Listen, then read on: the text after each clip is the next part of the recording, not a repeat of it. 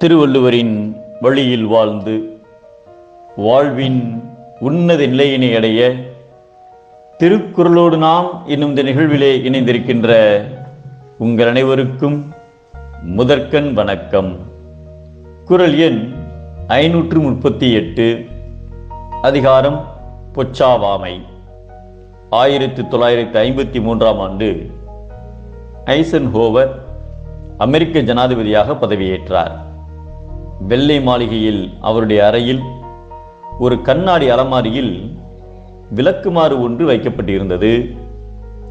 ஜனாதிபதியை காண்பதற்காக வருகின்றவர்கள் எல்லாம் அந்த விளக்குமாறை மிகுந்த ஆச்சரியத்துடன் பார்த்து வந்தார்கள். ஒரு நாட்டின் ஜனாதிபதியின் அறையில் உயர்ந்த கலை பொருட்கள் இருக்கும் இடத்தில் ஒரு விளக்குமாறு இருப்பதா என்ற கேள்வி எல்லோருடைய உள்ளத்திலும் எழுந்தது. ஆனால் அது ஏன் அங்கே வைக்கப்பட்டுள்ளது என்று கேட்பதற்கு தயங்கினர். இதையெல்லாம் ஐசன்ஹோவர் கவனித்துக் கொண்டுதான் இருந்தார். ஒரு முறை அவரை பார்க்க வந்த பல பிரமுகர்கள் அந்த அறையில் கூடியிருந்தனர். அவர்களுடைய பார்வை அந்த கண்ணாடி அலமாரிக்குள் வைக்கப்பட்டிருந்த விளக்குமாறு மீதுதான் சென்றது. அதை கவனித்த ஐசன்ஹோவர் வந்திருந்தவர்களை பார்த்து, நீங்கள் எல்லோரும் அந்த விளக்குமாறை ஆச்சரியத்துடன் பார்க்கிறீர்களே தவிர அது எதற்காக அங்கு வைக்கப்பட்டுள்ளது என்ற காரணத்தை கேட்கவில்லை. ஆகையால் அதற்கான காரணத்தை நான் இப்போது கூறுகிறேன் என்றார். நான் ஜனாதிபதியாக தேர்ந்தெடுக்கப்பட்டவுடன் எனக்கு பல விலை உயர்ந்த பரிசுகளை பல பேர் அனுப்பியிருந்தனர்.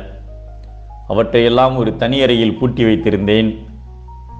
அப்படி அனுப்பப்பட்ட பரிசுகளில் இந்த விளக்குமாறும் ஒன்றாகும். அதன் கூடவே ஒரு கடிதம் அனுப்பப்பட்டிருந்தது. அக்கடிதத்தில், நீங்கள் அரசியலில் உள்ள குப்பைகளை சுத்தம் செய்வதற்காகத்தான் இதை அனுப்பி வைத்திருக்கிறேன் என்று எழுதப்பட்டிருந்தது.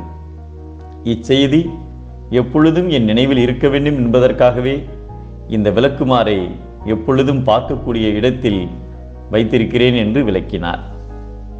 அறிவுடையோர் கூறியவற்றை மறவாது செய்தல் வேண்டும்.